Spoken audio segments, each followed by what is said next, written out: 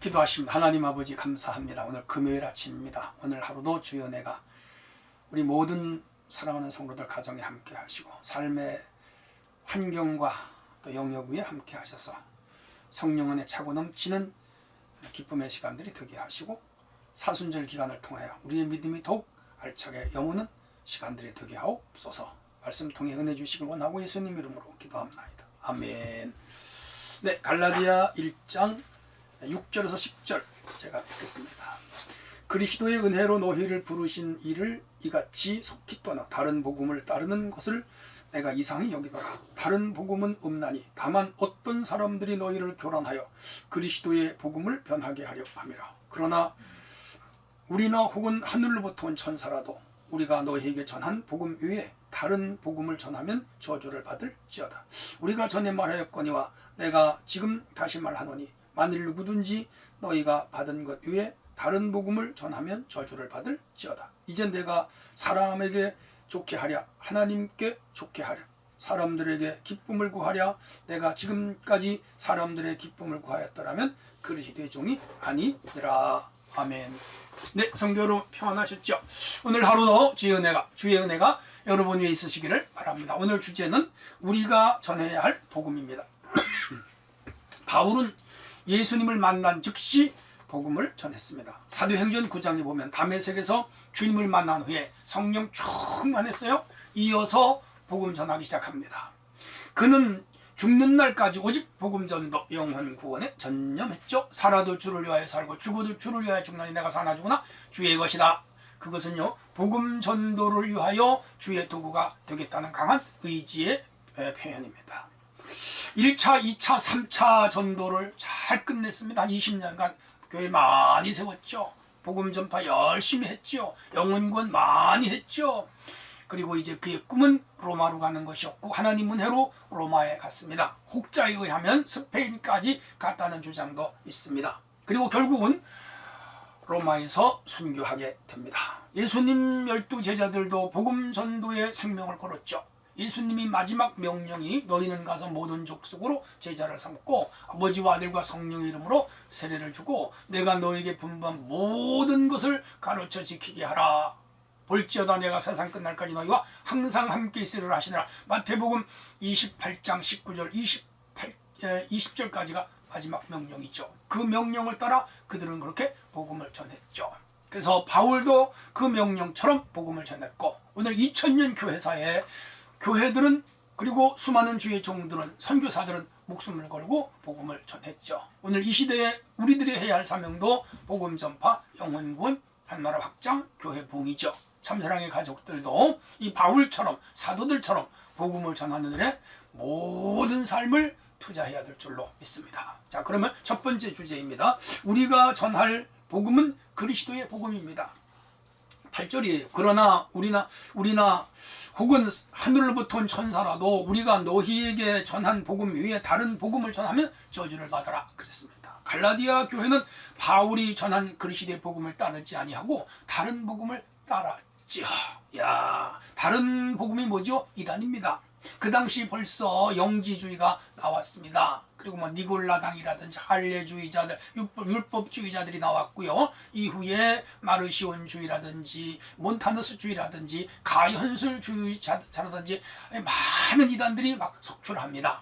즉 사도들과 바울이 전한 복음이 아닌 복음을 왜곡시킨 이상한 복음. 다시 말하면 그 당시 성행했던 복음이라 그 이단은 예수님의 성육신을 부인하는 것들이었죠. 예수님은 누구냐? 예수님은 영으로 오신 분이고 육체로 보이신 예수님은 예수님의 환영 같은 것으로 그들이 이해를 했죠. 왜냐하면 갈라디아 지역만 해도 예루살렘에서 멀리 떨어진 지역이었고 벌써 수십 년이 지난 후였기 때문에 그들이 예수님에 대한 정보를 알 수가 없었고 막연하게 그들이 생각하는 예수님에 대한 것들을 지어내서 이제 바울이 전한 복음을 교란시키고 그리고 진리가 아닌 비진리를 전하게 됐죠. 소위 이단입니다. 근데 이런 세력은 마귀에 의한 역사였고 2000년 동안 이런 세력들은 여전히 역사하고 있고 오늘날도 우리 한국에 수많은 이단들이 있습니다.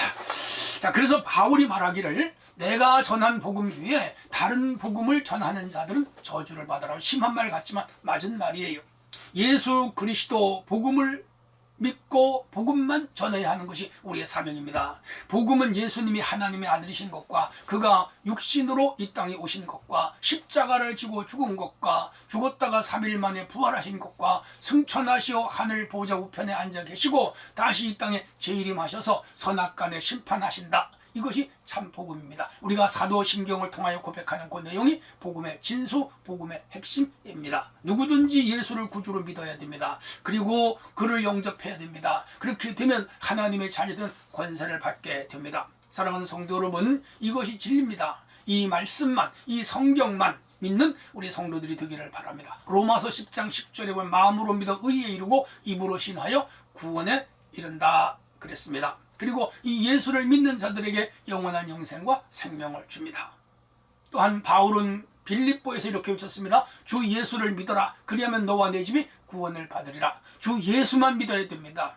그가 하나님의 아들인 것만 믿어야 됩니다. 그의 십자가의 대속에 우리의 죄를 사하시고 영원한 생명을 주셨음을 믿어야 됩니다. 이것 위에 다른 것들을 전하거나 들어도 안 됩니다. 그렇게 될 때는 저주를 받습니다. 오직 예수 한 분만 믿어 온전한 구원과 축복을 얻는 우리 성도들이 되어지기를 바랍니다. 두 번째 주제입니다. 우리는 이 복음을 전함에 생명을 걸어야 됩니다. 9절입니다. 우리가 전에 말하였거니와 내가 지금 다시 말하노니 만일 누구든지 너희가 받은 것 외에 다른 복음을 전하면 저주를 받아라 그랬습니다. 본서에 나오는 갈라디아 교인들도 그가 만난 수많은 사람들 중에 일부분입니다. 바울은 이고니온, 루스드라, 더베 수많은 갈라디아 지역을 돌면서 전도를 했습니다. 그리고 그가 태어난 고향 다소까지도 전도를 했고요. 이후에는 이쪽에 에베소라든지 또 그리스에 넘어가서 필립보, 데살로니가, 아덴, 고린도, 겐그레아, 베레아 수없이 많은 지역을 돌면서 복음을 전했죠. 근데 그가 가는 곳마다 그의 복음 전도를 가로막고 방해하는 세력이 있었습니다. 유대인들이었습니다. 유대교인들이었죠. 그가 루스드라에서는 유대인들이 일종의 깡패들이죠. 바울을 린치했으면 때렸습니다. 그래서 돌에 맞아 죽었어요. 그래서 그들이 성 밖에 던졌는데 그들이 떠나간 후에 몇 시간 후에 살아났어요. 죽었다가 살아났고 혹은 죽을 뻔했다가 살아났을 수도 있죠. 그때 그가 삼층천을 갔다 왔다는 설도 있습니다. 그런데 그 수많은 핍박을 당하고 죽임을 당하면서도 그는 오직 입을 열어 예수는 그리스도요 하나님의 아들이며 죽었다가 살았다고 증거합니다. 그래서 그의 복음의 핵심은 십자가와 부활이었죠. 그리고 사명감을 가지고 기쁨과 즐거움으로 복음을 전했습니다. 바울이 왜 복음을 그렇게 생명 걸고 전했을까요? 저는 몇 가지 이유가 있다고 생각합니다. 첫째는 하나님의 사랑을 깨달았기 때문에, 두 번째는 구원의 은혜를 체험했기 때문에, 세 번째는 복음만이 인류를 구원할 수 있는 유일한 방법임을 그는 알았기 때문에, 네 번째 자신의 지은 죄에 대한 속죄한 방법이었기 때문입니다. 그가 스데반을 죽였잖아요. 야, 그게 평생 자기에게 짐이 됐죠. 사람이 사람을 죽인다는 건 참 잊을 수 없는 아픔이죠. 그래서 복음 증거만이 속죄할 수 있다고 믿었을 수도 있습니다. 다섯째, 복음을 믿어야 사람들이 구원을 받고 복된 삶을 살라는 것을 확신했기 때문에. 여섯째, 가장 값진을 위하여 한 생애를 사는 일이 가장 가치 있는 것을 그는 알았기 때문에.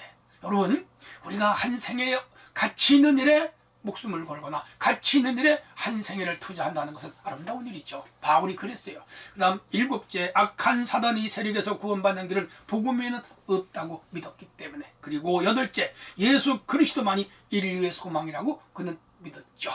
이런 신학과 철학이 있었기 때문에 그는 복음 증거에 목숨을 걸었습니다. 오늘 우리가 복음 전해야 하는 이유도 여기에 있습니다. 복음을 전하면 사람들이 돌아오고, 복음을 전하면 전도가 되고, 전도가 되면 교인이 많아지고, 그거 좋은 거예요. 그러나 그게 본질은 아니고 복음 전파를 통해서 한 생명의 구원받는 데 있는 것이죠. 고로 오늘 우리는 이 가치 있는 일에 우리의 삶을 투자해야 되고, 동시에 주께서 우리를 부르신 목적이 이것이기 때문에 우리는 열심히 복음을 전해야 됩니다. 마지막 세 번째 주제입니다. 복음 전도야말로 하나님을 기쁘시게 하는 일입니다. 이제 내가 사람을 좋게 하랴, 하나님께 좋게 하랴, 사람에게 기쁨을 구하랴, 지금까지 사람들의 기쁨을 구했다면 난 그리스도의 종이 아니다. 10절에 말씀합니다. 남편은 아내를 기쁘게 하고, 맞아요. 아내는 남편을 기쁘게 하고, 맞아요. 자녀는 부모를 기쁘게 하고, 맞아요. 부모는 자녀를 기쁘게 해줘야 돼요. 맞아요. 윤리적으로, 도덕적으로, 또 생활적으로, 맞아요. 우리 교회 공동체 안에서는 서로가 서로의 기쁨을 구하는 거 맞아요. 그런데 진정한 우리가 해야 할 일은 하나님을 기쁘시게 하는 것이죠. 히브리서 11장 6절에 믿음이 없이는 하나님을 기쁘시게 하지 못하나니 하나님께 나아가는 자들은 반드시 그가 계신 것과 또한 그가 자기를 찾는 자들에게 상 주시는 이심을 믿어야 할지니라 그랬습니다. 맞아요. 하나님을 기쁘시게 하는 것이 피조물된 목적이고 당연한 태도요 자세입니다. 하나님이 가장 기뻐하시는 일이 무엇일까요? 여러 가지가 있겠습니다만 예배도 기뻐하시고 찬양도 기뻐하시고 다 기뻐하시지만 복음 전도를 가장 기뻐하십니다. 복음 전도하는 개인에게 복을 주시고 복음 전도하는 가정에 복을 주시고 복음 전도하는 교회에 복을 주시고 복음 전도하는 국가와 그 민족을 우리 하나님 축복하시죠. 제 말이 맞은지 안 맞은지 여러분 시험해 보세요. 여러분 교회를 다닌 지 오래 안 돼도 복음 전도하는 사람들은 복을 받더라고요. 근데 교회를 오래 다녔는데도 복음 전도하지 아니하고 교회 회방꾼이 되고 그런 사람들은 복을 못 받더라고요. 성도 여러분, 복음 전도 열심히 해보세요. 반드시 하나님이 복을 주시는데 이 땅에서 100배를 받고 내세에 영생을 얻지 못할 자가 없습니다. 성도 여러분, 열심히 복음 전도하십시오. 참사랑 성도 여러분, 금년 한 해 우리 교회 100가정 채우도록 열심히 전도하십시오. 하나님께서 넘치는 상을, 감당할 수 없을 정도의 상을 허락해 주십니다. 한번 시험해 보십시오. 그렇게 해서 우리 참사랑의 가족들이 다 복을 받기를 바랍니다. 하늘의 복과 땅의 복과 기름진 복과 자손들이 잘 되는 복과 육신이 잘 되는 복과 생활이 안정된 복을 누리게 됩니다. 그렇게 되시기를 바랍니다. 결론입니다. 바울은 위에서 제가 말씀드린 대로 세 가지 이유 때문에 목숨을 걸고 복음을 전했습니다. 우리들 역시 이런 일로 인하여 복음을 전해야 됩니다. 모두가 복음 전하는 데 최선을 다해 주기를 주님의 이름으로 부탁합니다. 하나님 아버지 감사합니다. 바울 사도는 생명을 걸고 복음을 전했습니다. 그럴 만한 이유가 있음을 오늘 찾아보았습니다. 우리 참사랑의 모든 가족들이 생명을 걸고 복음 전도하여 복 있는 삶을 살게 하옵소서. 예수님 이름으로 기도하옵나이다. 아멘.